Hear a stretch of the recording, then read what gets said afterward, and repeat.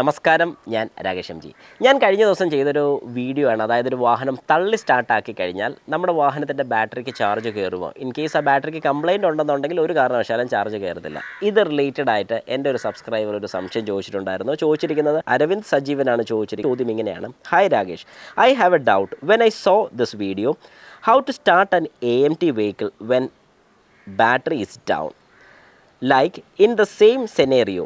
It would be great if you could do a separate video. Sure ആയിട്ടും. കാരണം എന്താണെന്ന് പറഞ്ഞു കഴിഞ്ഞാൽ നല്ലൊരു ചോദ്യമാണ് പലർക്കും. ഇപ്പോൾ AMT മാത്രമല്ല, ഒരു AT ആണെങ്കിലും ഒരു ഓട്ടോ ട്രാൻസ്മിഷൻ ആണെങ്കിലും നമുക്ക് ശരിക്കും പറഞ്ഞാൽ AMT എന്ന് പറയുമ്പോഴത്തേക്ക് അതൊരു മാനുവൽ ട്രാൻസ്മിഷൻ കൂടെ വരുന്നുണ്ട്. അതായത് ഓട്ടോമേറ്റഡ് മാനുവൽ ട്രാൻസ്മിഷനാണ്, മാനുവൽ ഗിയർ ബോക്സും കാര്യങ്ങളൊക്കെയാണ് വരുന്നത്. തള്ളി സ്റ്റാർട്ടാക്കാൻ പറ്റുമോ എന്ന് ചോദിച്ചു കഴിഞ്ഞാൽ ഒരു കാരണവശാലും തള്ളി സ്റ്റാർട്ടാക്കാൻ പറ്റത്തില്ല.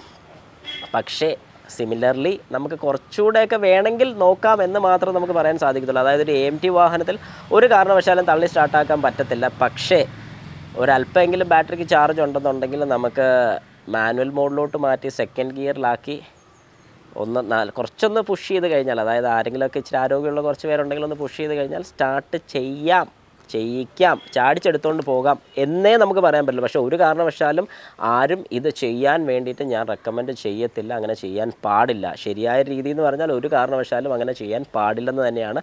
പക്ഷേ ഞാൻ ജസ്റ്റ് ഒന്ന് പറഞ്ഞെന്ന് മാത്രമേ ഉള്ളൂ. Okay, what ever it is. ശരിക്കും ഒരു AT, അതായത് ഓട്ടോ ട്രാൻസ്മിഷൻ വാഹനമാണെന്നുണ്ടെങ്കിൽ നമ്മൾ അതിനകത്ത് ശ്രദ്ധിക്കേണ്ട ഒരു കാര്യം എന്ന് പറഞ്ഞാൽ അവിടെ നമുക്കൊരു ഷിഫ്റ്റ് ലോക്ക് എന്ന് പറയുന്നൊരു യൂണിറ്റ് വരുന്നുണ്ട്. ഷിഫ്റ്റ് ലോക്ക് എന്ന് പറഞ്ഞ് കൊടുത്തിട്ടുണ്ട്. അത് പ്രസ് ചെയ്ത് കഴിഞ്ഞാൽ വാഹനത്തിൻ്റെ ബാറ്ററി ഫുള്ള് ഡെഡ് ആണെങ്കിൽ പോലും നമുക്ക് ഗിയർ ലിവർ ഷിഫ്റ്റ് ചെയ്യാൻ സാധിക്കും. അത് നേരെ ന്യൂട്രലോട്ട് ഷിഫ്റ്റ് ചെയ്താൽ വാഹനം തള്ളി ഒരു സൈഡിലോട്ട് മാറ്റി നിർത്താനോ, അല്ലെങ്കിൽ അത്യാവശ്യം തള്ളി അടുത്തുള്ള എവിടെയെങ്കിലും വല്ല ബാറ്ററിയൊക്കെ ഉള്ള സ്ഥലം, അല്ലെങ്കിൽ വേറൊരു വാഹനം കൊണ്ടുവന്ന് ഈ വാഹനം കൂടെ കുറച്ചൊന്ന് തള്ളി അതിനടുത്തോട്ട് വെച്ച് വേണമെങ്കിൽ ജമ്പർ കേബിൾ വെച്ച് സ്റ്റാർട്ട് ചെയ്യിക്കാൻ സാധിക്കും. അത് AT ആണെങ്കിൽ. ഇനി AMT ആണെങ്കിലും വേറെ വ്യത്യാസം ഒന്നും തന്നെ വരുന്നില്ല. ഈ ഒരു പ്രൊസീജിയറിൽ തന്നെ ചെയ്യാൻ ശ്രമിക്കുക എന്നല്ല, ചെയ്യുക എന്നേ ഞാൻ പറയത്തുള്ളൂ. കാരണം മറ്റേ ഞാൻ പറഞ്ഞതുപോലെ ഒരു സെക്കൻഡ് ഗിയറിലൊക്കെ ഇട്ടൊക്കെ നമ്മൾ പോകാനൊക്കെ നോക്കിക്കഴിഞ്ഞാൽ, പക്ഷേ അത് വീഴണമെന്നുണ്ടെങ്കിൽ പോലും അത്യാവശ്യം ബാറ്ററിക്കകത്ത് ചെറിയൊരു ചാർജെങ്കിലും വേണം. അങ്ങനെ ഉണ്ടെങ്കിൽ മാത്രമേ അത് ചെയ്യാൻ സാധിക്കത്തുള്ളൂ. പക്ഷേ ഒന്നെങ്കിൽ ഞാൻ പറയുന്ന ഏറ്റവും നല്ലൊരു സൊല്യൂഷൻ എന്ന് പറഞ്ഞാൽ ജമ്പർ കേബിൾ യൂസ് ചെയ്യുക, അല്ലെങ്കിൽ നമ്മുടെ വാഹനത്തിലുള്ള ബാറ്ററി അഴിച്ചുകൊണ്ട് പോയി ബാറ്ററി ചാർജ് ചെയ്ത് തിരിച്ചു കൊണ്ടുവന്ന് വാഹനം സ്റ്റാർട്ട് ചെയ്യുന്നതാണ് ഏറ്റവും നല്ലത്. കാരണം അവിടെയൊക്കെ ശരിക്കും പറഞ്ഞാൽ രാജാവായിട്ട് നിൽക്കുന്നത് നമ്മുടെ മാനുവൽ വാഹനം തന്നെയാണ്. കാരണം മാനുവൽ പെട്രോൾ വാഹനങ്ങളൊക്കെ ആണെന്നുണ്ടെങ്കിൽ ബാറ്ററി ഡൗൺ ആയി പോയിട്ടുണ്ടെങ്കിൽ പോലും നമുക്ക് ഗിയറിലിട്ട്, അതായത് സെക്കൻഡ് ഗിയറിലിട്ട് തള്ളി സ്റ്റാർട്ട് ചെയ്തുകൊണ്ട് പോകാൻ പറ്റും. പക്ഷേ ഈ രാജാവാണെങ്കിൽ പോലും അവിടെ ചെറിയൊരു ചാർജെങ്കിലും ഈ ബാറ്ററിക്ക് ഇല്ലെന്നുണ്ടെങ്കിൽ ഒരു കാരണവശാലും തള്ളി എടുത്തുകൊണ്ട് പോകാൻ സാധിക്കത്തില്ല. കാരണം എന്താണെന്ന് പറഞ്ഞാൽ വാഹനത്തിൻ്റെ ബാറ്ററിക്ക് ചാർജ് ഇല്ലെങ്കിൽ കീ ഓൺ ചെയ്യുമ്പോഴത്തേക്കും ഫ്യൂവൽ ടാങ്കിനകത്തുള്ള പെട്രോള് നമ്മുടെ എൻജിൻ്റെ അവിടം വരെ, അതായത് ഇഞ്ചക്ടേഴ്സ് വരെ വരണമെന്നുണ്ടെങ്കിൽ തന്നെ കുറച്ച് കറണ്ട് വേണം.